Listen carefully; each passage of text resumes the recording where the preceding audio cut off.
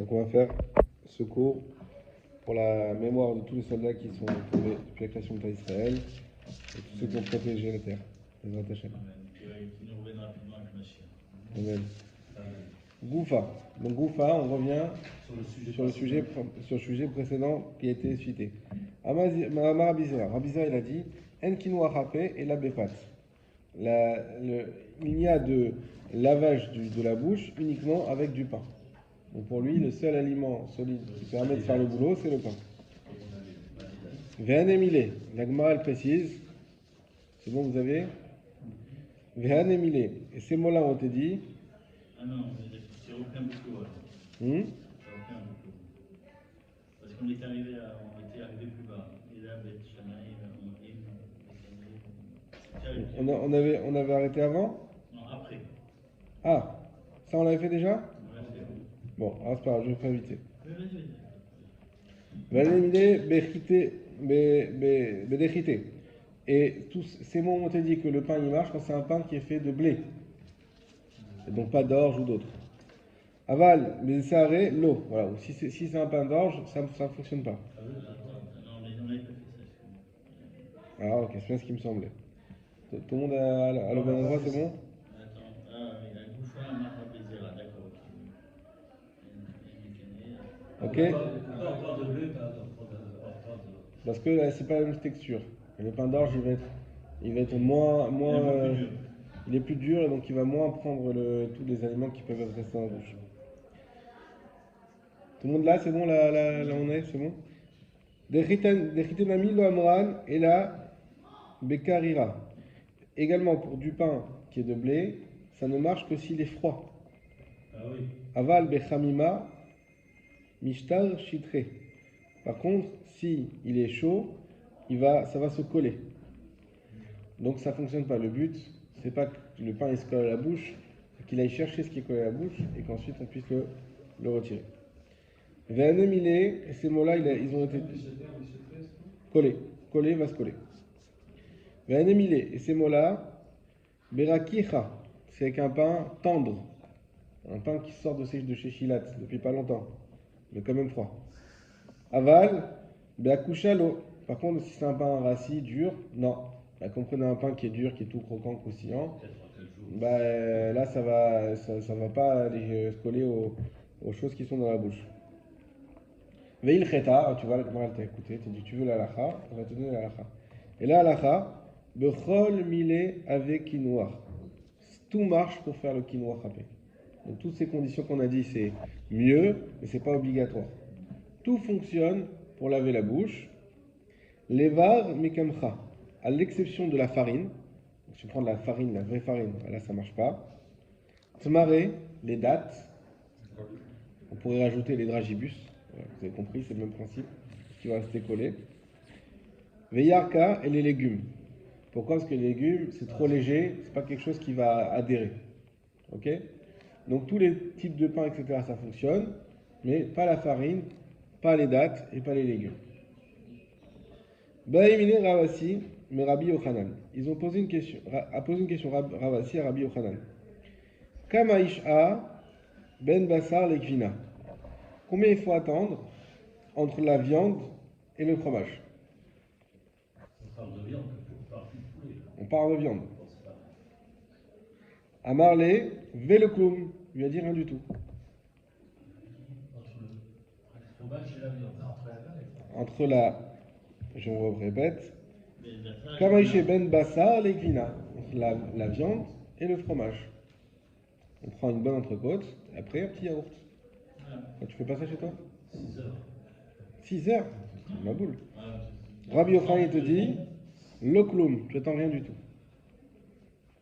D'accord? Rien du tout. Qu'est-ce qu'il y a, Youssef? Tu as l'air perturbé. Il nous invite tous à manger demain. D'accord? Pas en même temps.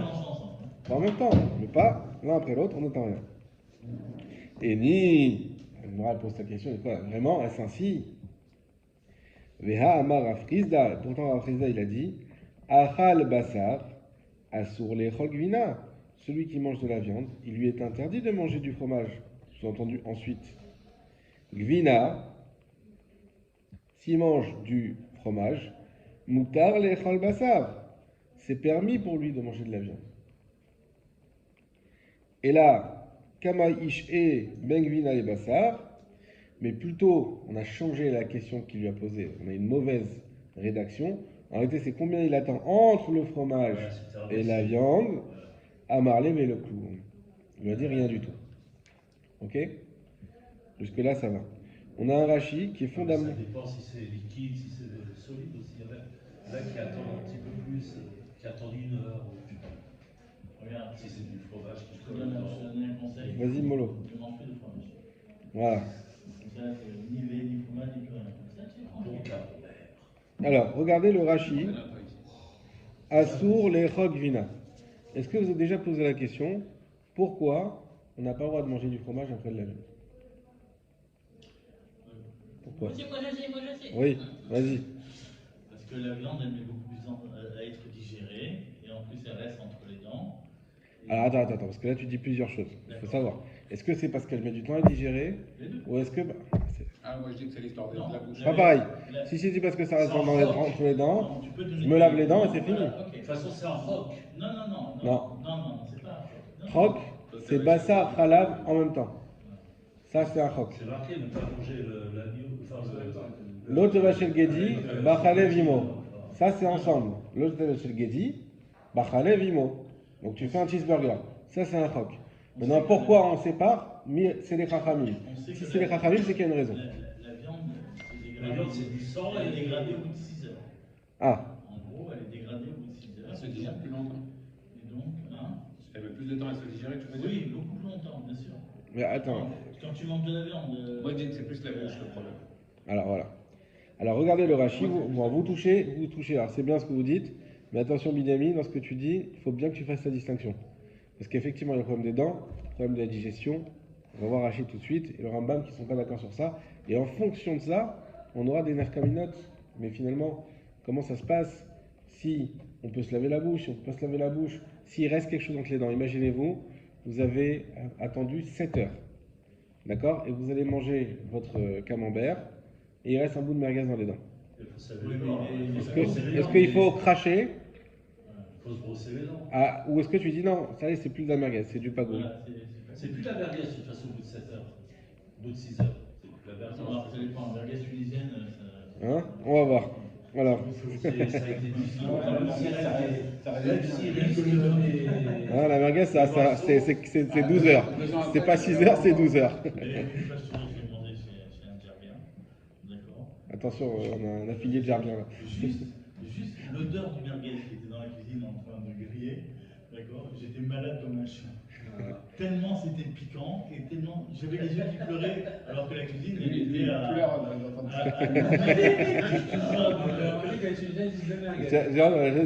Du merguez.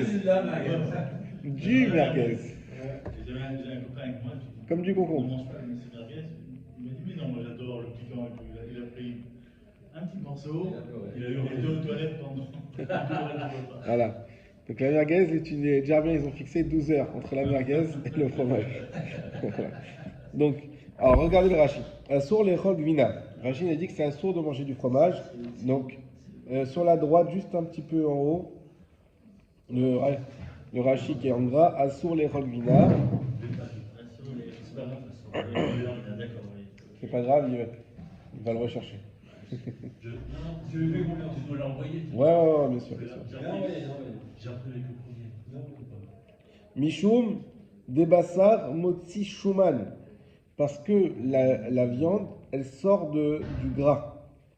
Veunidbak bapé, et il se colle à la bouche. Umarich beta'amo, et se rallonge son goût. Donc, qu'est-ce qu'il nous dit Rashi? Il nous dit pourquoi il faut attendre après avoir mangé de la viande, du fromage. Parce que la viande, c'est quelque chose de fort, qui est graisseux, et qui sort beaucoup de goût, qui va rester collé dans la bouche. Combien de temps? On verra. Il parle de la bouche. Il parle de la bouche.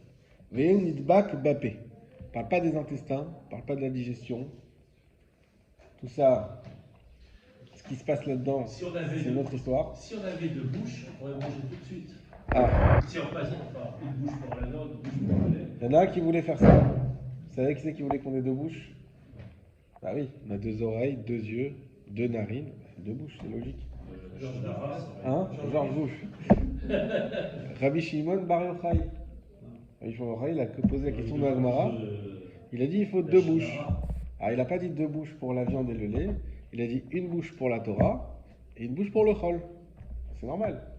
Tu as un endroit pour prier, c'est Beth Knesset, et tu as le bureau. Là, c'est pareil, il faut une Beth Knesset et un bureau. Comment tu mélanges tout ça dans la même bouche? Donc il a dit pourquoi? Il a dit est-ce que le bon Dieu s'est trompé? Il aurait dû me faire 2 bouches. Alors qu'est-ce qu'il a répondu lui-même, Rabbi Shimon? Il a dit pourquoi Dieu il a fait ça? Parce que si on avait 2 bouches, les 2 on aurait fait le chol avec. Donc il fallait mieux faire une seule bouche, au moins pour avoir un peu de douche. Voilà. On connaît l'homme. Donc effectivement, on n'a pas de bouche pour l'instant, on n'a qu'une seule bouche, mais peut-être que Rabbi Shimon il aurait voulu qu'on ait une bouche pour le fromage, pour la viande. Bon. Alors la question serait posée. Donc, on imagine. Mais s'il y avait 2 bouches, bah, si c'est un problème d'intestin, ça ne change pas. Si c'est un problème de bouche, là oui ça change, effectivement. Donc Rashi, qu'est-ce qu'il nous dit? On retiendra ce Rashi, si vous voulez le surligner, comme ça on reviendra dessus quand on verra le Rambam. Asur lechol bina mishum de basar motzi shuman, parce que la viande elle sort du gras, veun idbak bapé, et il se colle dans la bouche, umarich betaamo, et son goût se rallonge. Ok. On continue dans la Gemara. C'est-à-dire que le fromage ne sort pas de gras? Quoi? C'est-à-dire que le fromage ne sort pas de gras? Il sort peut-être du gras, mais pas avec un goût qui reste collé dans la bouche. Alors là, tu vas dire, oui, mais viens goûter mon roquefort, tu vas voir s'il reste pas dans ta bouche. Le bleu, le chèvre, voilà, et le fromage qui est fort. Ben, c'est pour ça qu'on va avoir des avis différents qui vont arriver, qui vont dire, mais c'est exactement pareil pour le fromage. À l'époque, ils avaient un fromage de basse qualité. Mais maintenant qu'on a des fromages qui ont maturé, et puis chez les goïms avec les vers de terre et tout ce qu'il faut dedans, c'est ça qui montre que c'est un bon fromage. Il est bien habité. Donc dans ce cas-là, ça fond dans la bouche et ça bouge même. On mange sa viande, on mange son fromage. Pourquoi le fromage qu'on mange, il est moins... Voilà. Bon, on y viendra. En tout cas, on garde ça en tête et on avance. On s'était arrêté. Excusez-moi. Et on va essayer. Goufa. Goufa, la ligne commence par Ish'e. Le dernier mot. Goufa, Amar Afriza. On revient à ce qui a été dit sur Afriza. Achal Basar, Asur Lechol Gvina. Celui qui a mangé de la viande, c'est interdit pour lui de manger du fromage. Gvina, Mutar Lechol Basar. Par contre, comme on a dit, s'il mange du fromage, il aura le droit de manger de la viande. Amar le Ravacha Bar Yosef. Ravacha Bar Yosef, il a dit, les Rafriza, Basar Sheben Ashinaim Maou. Qu'en est-il de la viande qui reste entre les dents? Kari Ale lui a répondu, il y a un passouk dessus qui dit quoi? Basar Odenu Ben Shenehem. La viande est encore entre nos dents. Ah, ça c'est dans les cailles, c'est les cailles. Ah oui. Oui. Alors, regardez le Rashi qui est juste après celui qu'on a fait tout à l'heure. Basar Sheben Ashinaim, c'est quoi la question? Quand il dit la viande qui est entre les dents, qu'en est-il? C'est quoi la question? Rashi nous explique. Mir Chashiv Basar, exactement. Mir Chashiv Basar, est-ce que c'est considéré littéralement comme de la viande? Chez l'olechog vinaimo, de ne pas manger du fromage avec, ad shitalnu, jusqu'à qu'on l'enlève. C'est ça la question. Est-ce que c'est considéré comme de la viande, le fait qu'elle soit restée entre les dents pendant un certain temps, et donc comme il a dit Binyamin, que ça dénature, Elle perd son statut. elle perd son statut. Alors la question, c'est ça la question, mais est-ce qu'il faut l'enlever ou pas? Est-ce qu'il faut l'enlever?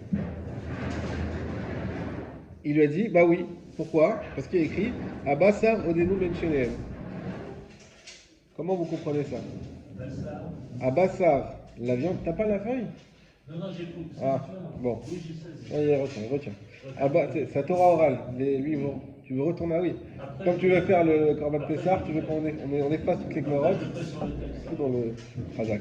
Abassar, Oneo Menchneem. Il y a le passage qui dit la viande, elle est encore dans notre bouche. Ben voilà, on a répondu à ta question. Alors comment ce passage qui était dans Bamidbar sur quand ils ont voulu de la viande et qu'ils en ont eu, etc. Mais peu importe le contexte du passage, la question qu'il pose, est-ce qu'il faut enlever cette viande qui est entre les dents? Répond, il y a écrit Abassar Odenu Ben Shenehem.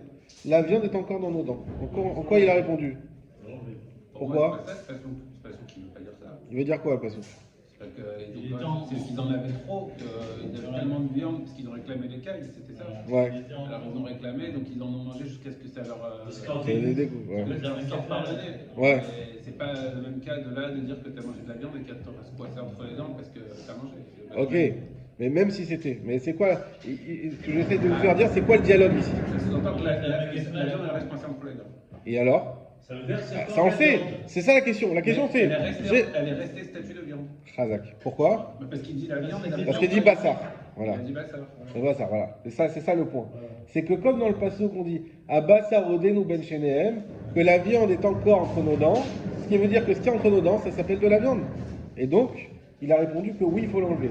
Même si on a attendu, même si tout ce que tu veux, cette viande-là, elle a encore un problème, elle a encore un statut de viande, il faut l'enlever. C'est sûr que, déjà, entre le fromage et la viande, on dit qu'on se brossait les dents, qu'on se lavait, etc. Mais là, c'est plus que ça. Des fois, il peut rester, voilà, la bouche. Voilà, il peut rester. Est-ce que tu dois enlever? Est-ce que tu dis non, c'est bon, j'ai attendu, c'est plus de la viande? Réponse non. Le passage nous dit que même ce qui reste entre les dents, c'est encore le statut de viande. Puisqu'on l'appelait bassar là-bas. Et donc voilà. Hein, ça me fait penser à la question que vous avez posée au début. Il y avait la question sur la manne. Quel bracha on fait sur la manne? Parce que c'est pas Motzi Lechem Mina Haaretz. Mina Adama. Hein, Mina Shamaim. Mina Shamaim. Et donc, on voit bien que le fait, si on peut dire, si on compare à ce que vous avez dit au début, c'est un peu un pain synthétique, mais synthétisé par Dieu, et ben, on voit bien que ça n'a plus vraiment le statut de pain. Hein, c'est un autre statut. Donc, est-ce que la viande synthétique, elle aurait un statut de viande? À voir. S'il y en a qui le. Il faisait du mercat par ou... Ah, très bonne question. Parce que si c'est pas le statut. Très bonne question. Je sais que c'est débattu, j'ai oublié où. J'avais entendu un shiur là-dessus, mais j'ai oublié la réponse. Et il se posait la question, est-ce qu'il faisait Birkat Amazon sur ce pain-là? Ah. Voilà. Pour les Israéliens, c'était un barbecue. Voilà. Chacun avec ce qu'il aime. Ok. Ouais. Manger couscous tunisien midi et soir, c'est pas un cadeau. Hein. Ok. On continue. Allez, il nous reste 7 minutes et j'ai envie qu'on finisse la page. Comme ça, on passe à autre chose. Amar Maroukva. Maroukva, il a dit Ana leha milta, moi, sur ces sujets-là, chala ba chamra. Je suis du vinaigre, fils de vin. Lega be abba, par rapport à mon père. Pourquoi? Des ilou abba, parce que mon père, qui ava achil misra, quand il mangeait de la viande, ha'idnala ava achal givina al lemachar adashta. Il attendait pour pouvoir manger du fromage jusqu'au lendemain au même moment. Il attendait 24 heures. Vous voyez, après du merguez, il faut attendre 24 heures. 24 heures pour manger du fromage à la viande. Alors pourquoi lui dit moi je suis du vinaigre fils de vin? Veiluana beha saaduta. Et moi, j'attends une beha saouda. Ce que j'ai mangé dans la seouda, hu delo achilna le seudata acharina. Je ne le mange pas jusqu'à la prochaine seouda. Ça c'est fondamental si vous voulez le mettre au feu. C'est ça qui va faire toutes les marloquettes aujourd'hui. Parce qu'on attend 1 heure, 3 heures, 4 heures, 6 heures, hollandais, ashkenaz, séfarade. Il n'y a jamais écrit 6 heures dans la Gemara. C'est celui qui mange sans arrêt. Hein? Il y a écrit d'un repas à l'autre. Ah oui? Ça veut dire que t'enchaînes. Tu fais un repas, tu fais une table, tu manges un barbecue, tu débarrasses, tu fais une petite contrée, et ensuite tu sors les fromages. Tu remets une nouvelle table avec un nouveau birkat. Ça, c'est ce qu'il dit ici? Ouais, ça veut dire ça. Tu as fait un nouveau repas, tu peux passer au fromage. La seule interruption qu'il faut entre la viande et le fromage, c'est un repas. D'autres qui vont dire, mais c'est un repas, c'est le temps d'un repas. Et c'est quoi en temps d'un repas? C'est 6 heures. 6 heures. Entre deux repas, c'est 6 heures. C'est là que vient, si tu es dans 5h30 que vient un repas, Alors 5h30. on est moins. Il y en a qui veulent dire dès la 5e heure. Que Mais... c'est un repas qui vient. C'est Ouais. un repas qui vient dans la 6e heure. Voilà. On a les 3 heures, les fameux 3 heures. Hein, parce qu'il y en a qui disent non, un repas, tu peux prendre un repas tous les 3 heures. Voilà. D'autres, il y a même on va voir des acharonim qui pensent. Plusieurs avis. Hein. Ah bah oui, mais on va aller voir. On va voir ce qu'il faut faire. Mais il y en a qui pensent aussi uniquement non, comme on a dit, tu débarrasses la table, tu remets une nouvelle table. Netilat Yadayim, Motzi Birkat, on débarrasse, Netilat Yadayim, Motzi, et on refait un repas de lait. Est-ce que tu dis ça tient Hein? Aujourd'hui, on doit suivre le Shulchan Aruch et en fonction de tes minagim, voilà. Mais effectivement, il y en a. Si celui qui fait son minag comme ça, il peut le tenir. On sait que le Hollandais, ils tiennent comme ça. Hein? C'est 1 heure, Amsterdam. Amsterdam, moi c'était Amsterdam, ouais. Il y en a qui font 1 heure. 1 heure, ça va. Ouais. Si ça se fait encore. Ça se fait, c'est sûr. Demande à Raval. Bon. Non, Ah, il y a. J'ai entendu une fois. T'as entendu quoi? Bah, une fois, ils expliquaient ça. Ouais. C'est leur transmission, c'est comme ça. Voilà. Venez, on continue. Il y a quelque chose qui va vous intéresser. Qui? Les entrepreneurs ici, là. Voilà. Amar Shmuel. Shmuel a dit Hana le Hamilta Chala Bachamra. Moi, à ce sujet-là, je suis comme le vinaigre, fils du vin. Les Gabé Abba par rapport à mon père. Deilou Abba, parce que concernant mon père, Ava Saïre Nirseha Trezimne Beyoma. Il visitait ses biens 2 fois par jour. Veana, et moi, Lo Saïrena et la Chada Zimna, je ne les visitais qu'une seule fois. Voilà, ceux qui veulent dire que les rabbanim ne doivent pas être des hommes d'affaires, c'est une preuve ici que c'est faux. On a Shmuel, et non seulement ça, il le loue, les mérites d'un homme d'affaires qui doit aller visiter ses affaires 2 fois par jour. Il dit, bah, mon père, il allait 2 fois par jour se préoccuper de ses affaires, et moi, je ne le faisais qu'une fois par jour. Donc je suis comme du vinaigre, fils de vin. Shmuel l'Etaméa. C'est quoi sa raison à Shmuel? Pourquoi il n'a pas du temps à étudier la Torah? Pourquoi tu vas aller visiter tes biens? Damar Shmuel, parce qu'il a dit Shmuel, Man de Sayar Nirseha, Kol Yoma, celui qui va visiter ses biens toute la journée, Mashkar Astira, il va trouver de l'argent. Voilà. Si tu vas faire attention à tes affaires comme il faut, tu vas trouver de l'argent. Abaye, Ava Sayar, Nirsea, Kolyome. Abaye, par d'Abaye, on va rendre compte de qui on parle. Hein. Abaye, Rava, c'est presque des Tanaïm. C'était la jointure avec les Amorim. Lui, il allait voir ses biens toute la journée. Kolyoma Veyoma, chaque jour, pardon, pas toute la journée, chaque jour. Yom Achad, un jour, Paga, il a rencontré Barissé, son métayer. C'est ce que c'est un métayer? À l'époque, pour louer les champs, et donc c'est une sorte de sous-traitant, enfin, c'est une sorte de location-gérance. Voilà. Et son métayer, des daré, pitra, des ofé, qui portait du bois. À Marley, il lui a dit, Ané les cha, où tu vas là avec ce bois là? Je suis en train de. À Marley, les bémar, il dit, mais je vais chez toi, j'allais te déposer du bois justement. À Marley, Gvar Kadman Rabanan. Non, les Ramim, ils t'ont devancé. En fait, il voulait le voler. Et lui, il est venu, il le voit comme ça avec. Mais qu'est-ce que tu fais avec ce bois? Ah bah. J'allais l'amener chez toi. Non, t'inquiète pas, les Ramim, ils t'ont devancé. Dans quel sens? Dans le sens de nous dire de bien faire attention à nos biens. Parce qu'on sait ce qui peut arriver, notamment, on peut se faire voler. Donc il faut faire attention à ça. Ravasi Avasaya Nirseche Kol Yoma. Ravasi, lui aussi, il faisait attention à ses biens toute la journée. Amar, Echan Inu Kolane Asitre. Alors lui, il a dit, ok, je vais faire la ségoula, entre guillemets. Je vais vérifier. Il dit, mais ça décolle pas les affaires. Ils sont où toutes ces pièces qu'il a dit Shmuel qu'on allait gagner en faisant attention à ses affaires? Ça marche pas. Démarre Shmuel, qu'il a dit Shmuel. Yom Achad, un jour, Chaza Tinora Devadka Be'ara. Il a vu un tuyau, c'est le système d'arrosage de l'époque avec j'oublie comment ça s'appelle, vous avez compris, qui était collé à la terre, chaglé les galimés. Et il a enlevé son manteau, Kriché Utve Begava, et il l'a mis pour boucher le trou. Ça veut dire que les conduits, il y avait une sorte de fuite qui faisait qu'il pouvait arriver, au lieu d'avoir le conduit qui se dispatchait comme il fallait, il allait que d'un seul côté et qui allait amener Ça arrosait pas la qui amenait surtout de l'autre côté à une inondation. Ramakala, il a poussé un grand cri. Adou inche sechora sechava. Ils sont venus les gens pour l'aider.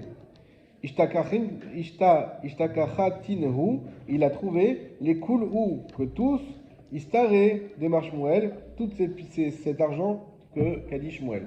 Donc effectivement, s'il n'avait pas pu agir au bon moment, il aurait eu des pertes colossales en termes d'agriculture. Et donc voilà, donc on voit ici, aussi c'est important de dire ces Gemorot qui sont un petit peu terre à terre, même les Chachamim d'époque, ils faisaient très attention à leurs affaires, et que ce soit pour vérifier pour les gens qui s'en occupaient, mais également pour vérifier qu'il n'y ait pas de pépins et qu'on puisse réagir au bon moment. Hazak ou Baro.